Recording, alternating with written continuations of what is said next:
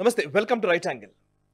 తెలుగు రాష్ట్రాల BJP అధ్యక్షులను almost ఖరారు చేసినట్లే భావించాలి. ఇప్పటికే ఇటు తెలంగాణలో ఎన్ రామచంద్రరావు నామినేషన్ దాఖలు చేశారు, అటు ఆంధ్రప్రదేశ్లో మాధవ్ నామినేషన్ దాఖలు చేశారు.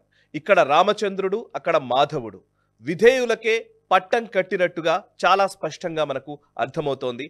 అయితే తెలంగాణ అండ్ ఆంధ్రప్రదేశ్ రెండు రాష్ట్రాల్లోనూ భారతీయ జనతా పార్టీ ఈ అధ్యక్ష నియామకం విషయంలో ఏ అంశాల్ని ప్రాతిపదికగా చేసుకుంది అండ్ ఎందుకని వీళ్లనే అధ్యక్షులుగా నియమించాలని అనుకుంది. నిజానికి ప్రస్తుతం వెంటనే ఈ ఆంధ్రప్రదేశ్లో కాదు కానీ తెలంగాణలో అయితే కొన్ని సవాళ్లతో కొత్త అధ్యక్షునికి స్వాగతం పలుకుతున్నట్టుగా అర్థమవుతోంది. ఇప్పటికే ఎమ్మెల్యే రాజా సింగ్ రాజీనామా చేస్తున్నట్టు ప్రకటించారు. సో ఈ నేపథ్యంలో ఉన్న సవాళ్లను అధిగమించడానికి రామచంద్రరావు ముందున్న ప్రతిపాదనలేంటి, నిజానికి ఆయన ఎటువంటి వ్యూహాలు రచించాల్సిన అవసరం ఉంది, ఇట్లాంటి కీలకమైన విషయాల గురించి మనం మాట్లాడుకుందాం. ప్రస్తుతం తెలంగాణకి సంబంధించి ఎన్ రామచంద్రరావుని అధ్యక్షుడిగా నియమిస్తున్నట్లు దాదాపు ఖరారు చేశారు. అధికారిక ప్రకటన మరికొన్ని గంటల్లో వెలువడవలసి ఉంది. సో అధికారిక ప్రకటన గురించి చర్చ కంటే కూడా నిజానికి రామచంద్రరావు పేరునే ఎందుకు తీసుకున్నారు అనే విషయానికి వస్తే, సీరియస్గా చెప్పాలంటే ఇక్కడ చాలా మంది నాయకులు అధ్యక్ష పదవి కోసం అని ప్రయత్నాలు చేశారు. అటు రఘునందన్ రావు కావచ్చు, ఇటు అరవింద్ కావచ్చు, ఈటల రాజేందర్ కావచ్చు, ఈవెన్ బండి సంజయ్ పేరు కూడా ఒకనొక సందర్భంలో వచ్చింది. బట్ నేను రేసులో లేనని బండి సంజయ్ అంతకుముందు ప్రకటించారు. సో ఇలా చూస్తే కొంతమంది పేర్లు ప్రతిపాదనలోకి వచ్చాయి అండ్ వాళ్ళు అధ్యక్ష బాధ్యతలు తీసుకోవడానికి సిద్ధమని ప్రకటించిన సందర్భాలు కూడా ఉన్నాయి. బట్ ఈ నేపథ్యంలో బీసీ ముఖ్యమంత్రి అన్న నినాదాన్ని భారతీయ జనతా పార్టీ ముందు నుంచి తీసుకుంది. 2023 ఎలక్షన్స్లో దాన్ని ప్రచారాస్త్రంగా కూడా వినియోగించుకున్నారు. సో బీసీ సీఎంని అని ప్రకటించినప్పుడు బీసీనే అధ్యక్షుడిగా కూడా నియమిస్తారు అన్న చర్చ కూడా విపరీతంగా జరిగింది. కానీ చివరికి ఎన్ రామచంద్రరావు వైపే మొగ్గు చూపినట్టుగా తెలుస్తోంది. సో ఎన్ రామచంద్రరావుని ఎందుకు తీసుకున్నారు అనంటే కనుక క్లియర్ మెసేజ్ కేంద్రం ఇవ్వాలనుకుంటోంది అనేది ఇందులో స్పష్టంగా మనకు అర్థమవుతోంది. నిజానికి తెలంగాణలో బీజేపీ అధికారంలోకి రావడానికి పూర్తి అవకాశాలు ఉన్నాయి అన్న స్పష్టత గ్రౌండ్ లెవెల్ నుంచి వస్తోంది, ప్రజల నుంచి వస్తోంది. సో ఇట్లాంటి టైంలో అటు బీఆర్ఎస్ అధికారాన్ని కోల్పోవడము, కాంగ్రెస్ వ్యతిరేకతను మూటగట్టుకుంటూ ఉండడము, ఈ నేపథ్యంలో ఒకసారి బీజేపీకి అవకాశం ఇవ్వాలి అన్న భావన తెలంగాణ ప్రజల్లో వ్యక్తమవుతున్న ఈ నేపథ్యంలో అధ్యక్షుడి నియామకం అనేది చాలా కీలక పాత్ర వహిస్తుంది అనేది భారతీయ జనతా పార్టీ అధినాయకత్వం ఖచ్చితంగా భావించింది. అండ్ అందులోనే ఎవరిని అధ్యక్షుడిని చేయాలి అనే విషయంలోకి వస్తే, ఓవైపు కిషన్ రెడ్డి మంత్రిగా కొనసాగుతూ ఉన్నారు అండ్ ఇంకొక వైపు బండి సంజయ్ని హోంశాఖ సహాయ మంత్రిగా తీసుకున్నారు అండ్ మరొక వైపు ఈటల రాజేందర్ని ప్రెసిడెంట్ని చేసే అవకాశాలు ఉన్నాయని, అటు ఈటల రాజేందర్కి ఆల్రెడీ అమిత్ షా ఆశీర్వాదం ఉంది అన్నట్టుగా ప్రచారం జరిగింది.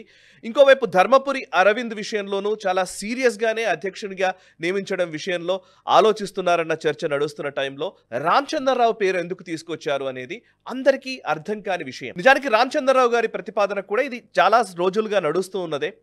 అందులోనూ ఎందుకు అనంటే కనుక తెలంగాణలో బీజేపీలో ఎవరు ఒప్పుకున్నా ఒప్పుకోకపోయినా నిజానికి బహిరంగ రహస్యంగా ఉన్నటువంటి అంశం ఏంటి అనంటే వర్గపోరు. ఒకరికి ఇంకొకరికి మధ్య పచ్చగడ్డి వేస్తే భగ్గుమనేంత స్థాయిలో వర్గపోరు ఉంది అన్న విషయాన్ని భారతీయ జనతా పార్టీ నాయకులే పదే పదే చెబుతున్న పరిస్థితులు మనకున్నాయి. సో ఈ నేపథ్యంలో ఈ వర్గపోరు నుంచి ఎవరో ఒక నాయకుల్ని తీసుకొని ఒక పొలిటికల్ ఫేస్గానే ప్రజల్లోకి తీసుకువెళ్లే క్రమంలో ఇంకొక వర్గం లేదా మిగతా వ్యక్తులు నొచ్చుకునే అవకాశాలు ఎక్కువగా ఉన్న సందర్భంలో, అందరికీ ఇప్పటికీ చాలా మంది నాయకులు ఉన్నారు, 8 మంది ఎమ్మెల్యేలు, 8 మంది ఎంపీలు, 3 ఎమ్మెల్సీలు అండ్ కేంద్ర మంత్రులు 2 ఉన్నారు అందులోనే. అది కాక రాజ్యసభ సభ్యుడిగా లక్ష్మణ్ గారు ఉన్నారు. సో కీలకమైన నాయకులు, ఇక్కడ నుంచి గవర్నర్లు కూడా వెళ్ళిన నాయకులు కూడా ఉన్నారు. సో తెలంగాణలో కీలకమైన పదవుల్ని, కీలకమైన బాధ్యతల్ని నిర్వర్తిస్తున్నటువంటి నాయకులు ఉన్న టైంలో ఏదో ఒక వ్యక్తిని గనక పొలిటికల్ ఫేస్గా ముందుకు తీసుకొస్తే అది ఖచ్చితంగా ఇంకొక మిగతా వ్యక్తులకి ఇబ్బందికరమైన పరిస్థితి ఏర్పడకుండా ఉండడం కోసమే అజాత శత్రువుగా, ఎవరికీ కూడా శత్రుత్వాన్ని ప్రకటించుకోని వ్యక్తిగా పేరున్నటువంటి వ్యక్తి, అందులోనూ సంఘ్ నేపథ్యం నుంచి వచ్చినటువంటి వ్యక్తి, విద్యార్థి ఉద్యమాల నుంచి వచ్చినటువంటి వ్యక్తి, ఉస్మానియా యూనివర్సిటీలో మావోయిస్టులకి లేదా రాడికల్ వ్యక్తులకి వ్యతిరేకంగా పోరాడినటువంటి వ్యక్తి.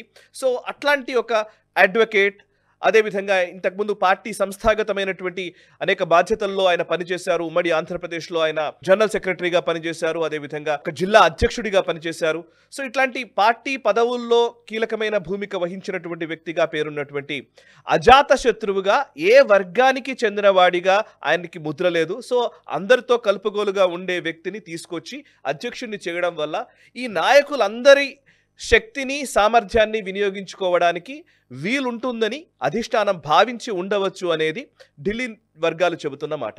సో ఇక్కడ నిజానికి ఈటల రాజేందర్ ప్రెసిడెంట్ అవ్వడానికి ఆస్కారం ఉంది అన్న చర్చ చాలా రోజుల నుంచే నడుస్తోంది. కానీ ఒక్కసారిగా ఈటల రాజేందర్ పేరుని ప్రకటించకపోవడంతో ఈవెన్ ఈటల రాజేందర్ లేదా ఆయన వర్గంలో కూడా ఒకంత నిరాశ స్పష్టంగా కనబడుతోంది. అండ్ ఇంకొక వైపు రాజాసింగ్ అయితే ఏకంగా రాజీనామాని ప్రకటించారు, రాజీనామా చేస్తున్నట్టు చెప్పారు. అండ్ మరొక వైపు కొంతమంది ఈవెన్ అరవింద్ కూడా కొంత నిరాశ పడ్డట్టుగా మనకు తెలుస్తోంది. చాలా మంది నిరాశకు గురైన వాళ్ళు ఉన్నారు, ఈవెన్ కార్యకర్తల్లో కూడా నిరాశ ఉన్న వాళ్ళు ఉన్నారు. బట్ ఎమ్మెల్సీగా పనిచేసినటువంటి రామచంద్రరావు పేరునే ఎందుకు తీసుకొచ్చారు అనంటే రాష్ట్రీయ స్వయం సేవక్ సంఘ్లో సుదీర్ఘకాలం పనిచేసినటువంటి వ్యక్తి. అండ్ అంతేకాదు ఎవరైనా సరే ఒక నాయకుడు పెద్ద కాదు, యాక్చువల్లీ పార్టీ ముఖ్యము లేదా సిస్టమ్ అన్నిటికంటే పెద్దది. Nation first, party second, self last అనే ఒక సిద్ధాంతాన్ని, ఒక నినాదాన్ని కలిగి ఉన్నటువంటి భారతీయ జనతా పార్టీలో వ్యక్తులు ఇంపార్టెంట్ కాదు, వ్యవస్థనే కీలకము. ఎటువంటి వ్యక్తి అయినా సరే వ్యవస్థకు అనుగుణంగా ఉండవలసిందేననే ఒక మెసేజ్ని జాతీయ నాయకత్వం ఇవ్వాలని చాలా స్పష్టమైన సంకేతాలని ఈ నియామకం ద్వారా తెలియజేసింది అనేది స్పష్టంగా మనకు అర్థమవుతోంది. మనం ఇట్లాంటి ఫ్యాక్షన్స్ ఈవెన్ వేరే రాష్ట్రాల్లో కూడా చూసాము. ఈవెన్ వసుంధరా రాజే సింధియా సుదీర్ఘకాలం పాటు రాజస్థాన్ ముఖ్యమంత్రిగా పనిచేశారు. భారతీయ జనతా పార్టీ రాజస్థాన్ ఎదగడంలో కూడా ఆమె కీలక భూమిక వహించారు. కానీ అటువంటి వసుంధరా రాజేని కూడా పక్కన పెట్టి భజన్ లాల్ శర్మని ముఖ్యమంత్రిని చేశారు. ఆయన జనరల్ సెక్రటరీగా పనిచేసినటువంటి వ్యక్తి, నిజానికి అంతకుముందు ఆయన ఎమ్మెల్యేగా కూడా పోటీ చేయరు. అటువంటి వ్యక్తిని ముఖ్యమంత్రిని చేసినటువంటి సమీప గతంలోనే జరిగినటువంటి విషయం ఇది. ఇంకోవైపు 3 పర్యాయాలు సుదీర్ఘకాలం పాటు మధ్యప్రదేశ్ ముఖ్యమంత్రిగా పనిచేసినటువంటి శివరాజ్ సింగ్ చౌహాన్ గారిని కేంద్ర మంత్రిగా తీసుకొని అక్కడ మోహన్ యాదవ్ని ముఖ్యమంత్రిని చేశారు. అట్లాగే విష్ణుదేవ్ సాయిని ముఖ్యమంత్రిని చేశారు ఛత్తీస్గఢ్లో, రమణ్ సింగ్ని కాదని.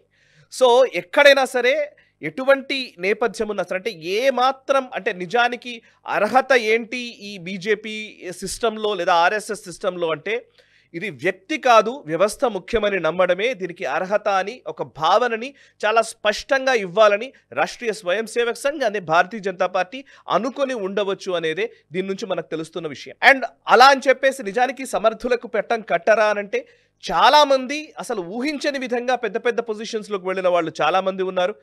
అండ్ అసలు చాలా పెద్ద పొజిషన్స్లో ఉన్న వాళ్ళు కూడా వాళ్ళ పదవుల్ని కోల్పోయిన వాళ్ళు కూడా ఇదే బీజేపీలో చాలా స్పష్టంగా కనబడతారు. ఈవెన్ అద్వానీ లాంటి వ్యక్తిని కూడా పక్కన పెట్టినటువంటి చరిత్ర ఇదే భారతీయ జనతా పార్టీలో కనబడుతుంది. సో పక్కన పెట్టారా, ఆయన ఇంకా గొప్పగా గౌరవించారా, అది వేరే విషయం. భారతరత్న అవార్డు కూడా ఆయనకి ఇచ్చారు కదా, అది వేరే విషయం. బట్ ఓవరాల్గా చెప్పాలంటే భారతీయ జనతా పార్టీలో వ్యక్తి కాదు వ్యవస్థే ముఖ్యమనే ఒక స్పష్టమైన మెసేజ్ని పార్టీ శ్రేణులకి భారతీయ జనతా పార్టీ ఇవ్వాలని అనుకుంది అనేది ఈ నిర్ణయం ద్వారా అర్థమవుతున్నటువంటి విషయం. సరే, ఇప్పుడు ఛాలెంజెస్ ఏంటి? నిజానికి ఇప్పుడు సేమ్ థింగ్ ఆంధ్రప్రదేశ్లో కూడా జరుగుతోంది. ఆంధ్రప్రదేశ్లో కూడా మాధవ్ ఆయన్ని అధ్యక్షుడిగా నియమిస్తున్నట్టుగా మనకు క్లారిటీ వచ్చేసింది. సో మాధవ్ నేపథ్యం కూడా చూస్తే మాధవ్ తండ్రి గారు చలపతిరావు గారు ఆయన ఎమర్జెన్సీలో ఆ టైంలో కూడా పోరాడినటువంటి వ్యక్తి. అండ్ అంతేకాదు భారతీయ జనతా పార్టీ తొలి తరం నాయకుల్లో ఆయన ఒకరు. భారతీయ జనతా పార్టీ ఏర్పడిన తర్వాత ఉమ్మడి ఆంధ్రప్రదేశ్ రాష్ట్ర అధ్యక్షులుగా పనిచేసినటువంటి వ్యక్తి చలపతిరావు గారు. ఆయన తనయుడు మాధవ్ గారు. అండ్ ఈయన ఏదో ఆయన తనయుడి పేరుతోటే ఆయన వచ్చినట్టుగా కూడా లేదు. చలపతిరావు గారి వారసుడిగానో ఇంకోటో వచ్చినట్టుగా లేదు. ఈయన కూడా చాలా గ్రౌండ్ లెవెల్ నుంచి వర్క్ చేసి వచ్చారు. మాధవ్ నిజానికి చెప్పాలంటే గతంలో ఎమ్మెల్సీగా కూడా పనిచేశారు. సో ఆర్ఎస్ఎస్ లేదా బీజేపీకి సంబంధించినటువంటి వీర విధేయుడిగా అండ్ ఆ సిద్ధాంతాన్ని నమ్మి ఆ సిద్ధాంతం కోసం పనిచేసేటువంటి వ్యక్తిగా మాధవ్కి మంచి పేరుంది. సో మాధవ్ని అక్కడ నియమించడంలో, ఇక్కడ రామచంద్రరావును నియమించడంలో స్పష్టంగా విధేయతకి పట్టం అని మనం అనుకోవచ్చు. కాకపోతే ఇక్కడ వీళ్ళకున్న ఛాలెంజెస్ ఏంటి అనంటే, ఆంధ్రప్రదేశ్లో ఉన్న ఛాలెంజ్ ఏంటి అనంటే, ఆంధ్రప్రదేశ్లో ఇప్పటికే కూటమి ప్రభుత్వం ఉంది. కూటమి ప్రభుత్వం ఉన్నప్పుడు పూర్తిగా చంద్రబాబు నాయుడు ఆధ్వర్యంలోని తెలుగుదేశం పార్టీ కావచ్చు, అటు జనసేన కావచ్చు, వాళ్ళు ఆంధ్రప్రదేశ్ రాష్ట్ర అభివృద్ధికి సంబంధించినటువంటి విషయాలు మాట్లాడుతున్న సందర్భంలో కేంద్ర ప్రభుత్వ పాత్ర గురించి, ప్రధాని నరేంద్ర మోదీ చేస్తున్నటువంటి లేదా ప్రభుత్వం చేస్తున్నటువంటి సాయం గురించి భారతీయ జనతా పార్టీ తరపున బీజేపీని బలోపేతం చేయడానికి దాన్ని ప్రజల్లోకి తీసుకువెళ్లే ఒక బాధ్యత ఉంది. అండ్ అంతేకాదు కూటమి ప్రభుత్వంలో ఉంటూనే బీజేపీని ఇండివిజువల్గా భారతీయ జనతా పార్టీని బలోపేతం చేసే బాధ్యత ఉంది. అండ్ కొత్త నాయకుల్ని ఎమర్జ్ చేయడంలో కూడా ఆయన బాధ్యత చాలా కీలకంగా కనబడుతోంది. సో అది ఒక ఛాలెంజ్. ఇంకొక వైపు చూస్తే ఇక్కడ తెలంగాణలో మాత్రం చాలా సీరియస్ ఛాలెంజెస్ ఉన్నాయి. అందులో ముఖ్యంగా చెప్పాలని ఇందాక నేను చెప్పినట్టుగా ఎమ్మెల్యేలు, ఎంపీలు అండ్ ఎమ్మెల్సీలు, రాజ్యసభ సభ్యులు ఇట్లా పెద్ద నాయక గణమే తెలంగాణలో ఉంది. అండ్ అధికారంలోకి రావడానికి ఆస్కారం ఉన్నటువంటి సందర్భంలో భారతీయ జనతా పార్టీ ఉన్న ఈ టైంలో నాయకులందరినీ కలుపుకుపోయే ఒక బాధ్యత రామచంద్రరావు గారి పైన ఉంది. సో అందరూ నాయకుల్ని కలుపుకొని పోవడము, ఆయా నాయకుల సామర్థ్యానికి అనుగుణంగా వాళ్ళని వినియోగించుకోవడము, నిజానికి ఒక్కొక్క నాయకుడు ఒక్కొక్క జిల్లాని పూర్తిగా ప్రభావితం చేయగలిగేటువంటి స్థాయిలో ఉన్నవాళ్లే. ఫర్ ఎగ్జాంపుల్ అరవింద్ ధర్మపురి నిజామాబాద్కి సంబంధించి చూడవచ్చు. అండ్ ఈటల రాజేందర్, అటు బండి సంజయ్ ఉమ్మడి కరీంనగర్ అండ్ వరంగల్ జిల్లాలకు సంబంధించి మనం చూడవచ్చు. అండ్ ఈటల రాజేందర్ తెలంగాణ ఉద్యమ నేపథ్యం కలిగినటువంటి వ్యక్తి, ఆయనకి పూర్తిగా తెలంగాణ వ్యాప్తంగా ఆయనకి పలుకుబడి ఉంది. And at the same time Bandi Sanjay హిందుత్వ నినాదాన్ని ప్రజల్లోకి చాలా స్పష్టంగా తీసుకెళ్లగలిగే వ్యక్తి, తెలంగాణ వ్యాప్తంగా ఇన్ఫ్లుయెన్స్ చేయగలరు. అటు కిషన్ రెడ్డి కేంద్ర మంత్రి హోదాలో ఉన్నారు, లక్ష్మణ్ గారు రాజ్యసభ సభ్యుడిగా ఉన్నారు, అండ్ మరొక వైపు ఎమ్మెల్యేలు ఉన్నారు, ఎంపీలు ఉన్నారు. ఇలా రకరకాల నాయకులను సమన్వయపరుచుకుంటూ వాళ్ళ సామర్థ్యానికి అనుగుణంగా వాళ్ళని ప్రజల్లోకి తీసుకువెళుతూ, వాళ్ళు ఒక పొలిటికల్ ఫేస్గా వాళ్ళని ముందుకు తీసుకువెళుతూ అండ్ పార్టీ ఆర్గనైజేషన్ని స్ట్రెంగ్తెన్ చేయడంలో కీలక పాత్ర వహించాల్సి ఉంటుంది. ఇది నిజంగా ఛాలెంజింగ్ టాస్క్. ఇది రామచంద్రరావు గారికి ఇచ్చినటువంటి ఒక ఛాలెంజింగ్ టాస్క్ని ఆయన ఎలా తీసుకెళ్తారు, దాన్ని ఎలా సమర్థవంతంగా నిర్వర్తిస్తారు అనేది మనం వేచి చూడాలి. ఇంకొక వైపు బీఆర్ఎస్ని ఖాళీ చేయడం అనే ఒక టాస్క్ కూడా భారతీయ జనతా పార్టీ పైన ఉంది. ఎందుకంటే ఇప్పటికే నంబర్ 1, నంబర్ 2గా కాంగ్రెస్ అటు బీఆర్ఎస్లు ఉన్నాయి. రాబోయే సంస్థాగత ఎన్నికలు ఉన్నాయి, స్థానిక ఎన్నికలు ఉన్నాయి, అండ్ జిహెచ్ఎంసీ ఎలక్షన్స్ రాబోతున్నాయి. ఇప్పుడే ఇమీడియట్గా బై ఎలక్షన్ రాబోతోంది. సో ఈ క్రమంలో రాబోయే 3-4 నెలల్లో 5 నెలల్లో రాబోయేటువంటి ఈ ఎన్నికల్ని ఫేస్ చేయాల్సి ఉంది కొత్త అధ్యక్షుడు. ఈ ఎన్నికలకు తగ్గట్టుగా పార్టీని సమాయత్తం చేయడము అదొక బృహత్తరమైన బాధ్యత. అండ్ బీఆర్ఎస్ని ఖాళీ చేసి నంబర్ 2 పొజిషన్లోకి బీజేపీని తీసుకురావడం అనే ఒక టాస్క్ ఇమీడియట్గా రామచంద్రరావు ముందుంది. సో దాన్ని ఎలా ఆయన నిర్వర్తిస్తారనేది చూడాల్సి ఉంది. అండ్ ఇంకా కాంగ్రెస్ పట్ల ప్రజల్లో ఇప్పటికే కొంత వ్యతిరేకత ఉన్న నేపథ్యంలో కాంగ్రెస్కి వ్యతిరేకంగా ప్రజల్లోకి ఉద్యమాల్ని తీసుకువెళ్లడము, ప్రజా వ్యతిరేకతని ఎస్టాబ్లిష్ చేసి భారతీయ జనతా పార్టీ వైపు శ్రేణుల్ని నడపడము లేదా ప్రజల్ని నడపడము అనేది రామచంద్రరావు ముందున్న టాస్క్. దీన్ని ఆయన ఎంత మేర నిర్వర్తిస్తారనేది మనం చూడాలి. సో బేసికల్లీ అధ్యక్షుడుగా రామచంద్రరావుకు సవాళ్లు ఉన్నాయి. But at the same time ఆయన దగ్గర టీమ్ సిస్టమ్ కూడా చాలా స్ట్రాంగ్గా ఉంది. ఓవైపు ఆర్గనైజింగ్ సెక్రటరీగా ఉన్న చంద్రశేఖర్జీ కావచ్చు, ఇంకోవైపు అటు సునీల్ బన్సల్ లాంటి వ్యక్తి కావచ్చు ఇన్ఛార్జ్గా ఉన్నటువంటి వ్యక్తి, అండ్ తెలంగాణకు సంబంధించి ఇన్ఛార్జ్గా అభయ్ పాటిల్ ఉన్నారు.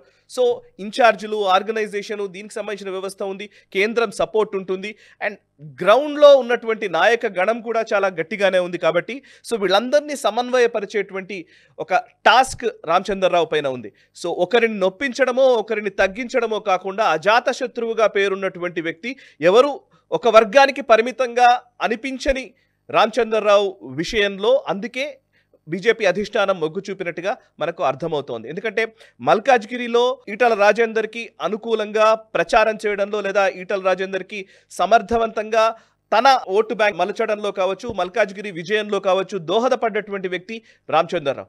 At the same time Bandi Sanjay ప్రెసిడెంట్గా ఉన్నప్పుడు కూడా ఇదే రామచంద్రరావు గారు సంజయ్కి కూడా అనువుగా పనిచేశారు. చాలా యాక్టివ్గానే అప్పుడు కూడా ఆయన వర్క్ చేశారు. ఈవెన్ కిషన్ రెడ్డితో కూడా సఖ్యత ప్రదర్శించేటువంటి వ్యక్తి, లక్ష్మణ్తో కూడా సఖ్యత ఉన్నటువంటి వ్యక్తి, అండ్ మిగతా నాయకులు అందరితో కూడా కలుపుగోలుగా ఉంటారన్న పేరు రామచంద్రరావుకు ఉంది. కాబట్టి సో నిజానికి ఆర్గనైజేషనల్ మ్యాన్గా పేరున్నటువంటి రామచంద్రరావు పొలిటికల్గా సక్సెస్ సాధించగలరా అనేదే అసలు ఛాలెంజ్. దీన్ని ఎలా అధిగమిస్తారో లెట్స్ వెయిట్ అండ్ సీ.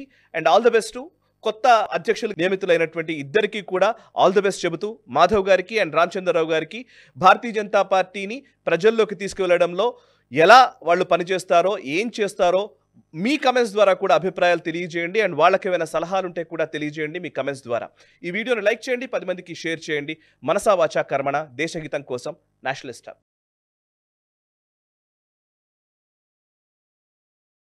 ఈ వీడియో మీకు నచ్చినట్టయితే లైక్ చేయండి, 10 మందికి షేర్ చేయండి. అలాగే కామెంట్ల రూపంలో మీ అభిప్రాయాలను మాతో పంచుకోండి. Nationalist hub group of channels ను సబ్స్క్రైబ్ చేసుకుని తెలుగునాట జాతీయవాద జర్నలిజాన్ని ప్రోత్సహించండి. ఈ వీడియో కింద ఉన్న బెల్ ఐకాన్ పై క్లిక్ చేయడం మర్చిపోవద్దు.